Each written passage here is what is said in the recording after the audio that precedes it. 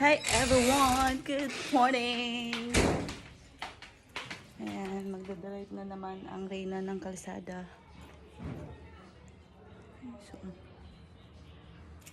where's my slipper?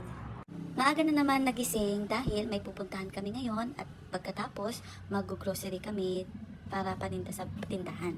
Ano ba yung pinagsasabi ko? Parang lutang ako ngayon, my God. Mahirap talaga makapag-isip ng ng i-voice record mo pagka may iniisip ka minsan, no? Kaya lutang talaga ako ngayon, wala akong maisip. Bakit kaya? Nagkasikaso muna ako kasi kumakain talaga ako ng breakfast pag morning. Heavy breakfast yung kinakain ko kasi ayaw kong magkape nang walang laman yung tiyan. Yung nakikita niyong okra kanina, para kay Papa yun, binabad ko siya sa mainit na tubig para inumin niya kasi daw po yun, nakakapag-poop. Kasi po, nahihirapan na siya mag-poop. Tapos, masakit pa yung tiyan niya. Ganun na talaga siguro pag marami kang iniinom, marami ng side effect, tapos marami ka nang nararamdaman. Kaya ang sabi sa kanya, kumain ng gulay, more water, tapos prutas. Kaso sa sitwasyon niya, dahil nga po na-stroke siya, tapos naapektuhan yung brain niya, yung kabilang niyang brain.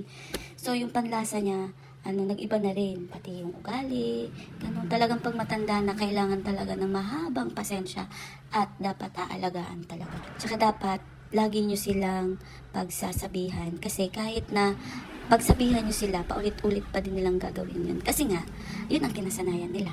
Lagi nyo na lang sana silang i-remind na bawal na yung ganito, bawal na yung ganyan. Pero nakakatuwa pa din kasi nakakagalaw pa sila, nakakakilo sila ng mabilis, gano'n. Kaya hindi din ako nagsisi na umuwi at talagang pinagpalit ko na lang ang mag-alaga kaysa magtrabaho kasi ayaw ko yung magsisi sa huli. Tsaka wala na silang kasama dito sa bahay. Hindi lang yun, tsaka gusto ko talaga silang alagaan kasi nga sila yung mga nagpalaki sa amin, gano'n, yung mga maliliit pa kami. Mabalik ko man lang sa kanila, maiparamdam ko man sa kanila na na kaya ko silang alagaan.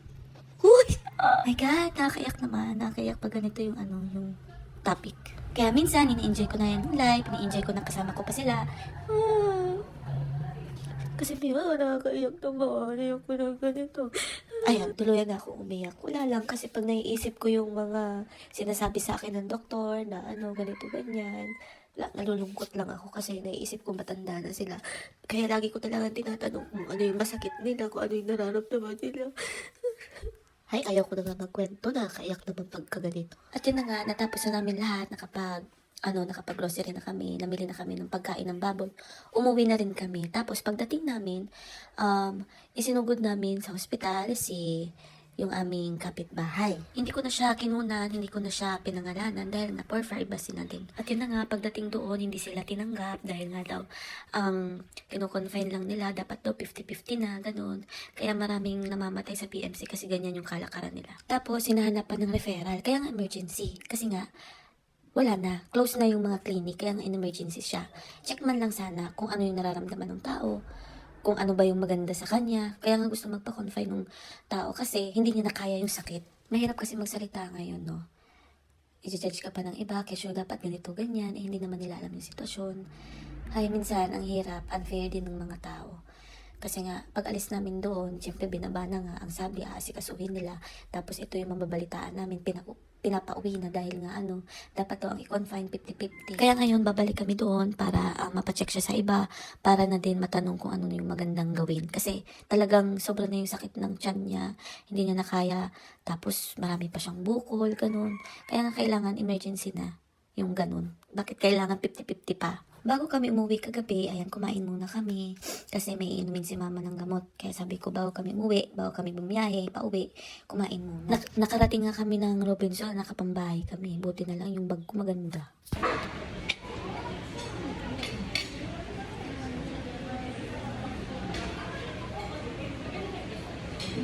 At pagkatapos lang namin kumain, ayan, umuwi na rin kami agad. Wala na din kami ibang ginawa. Tapos nagpagas, ganoon, para kasi konti na lang yung gas. Yan naman yung mga ganap ko kahapon. So, wala naman iba, no? Lagi lang naman ganun kung hindi nagdi-deliver, nag-grocery para sa tindahan. Wala naman iba. Hindi naman bago yun. I mean, wala naman bago. So, yun lang. Nandito lang, bye!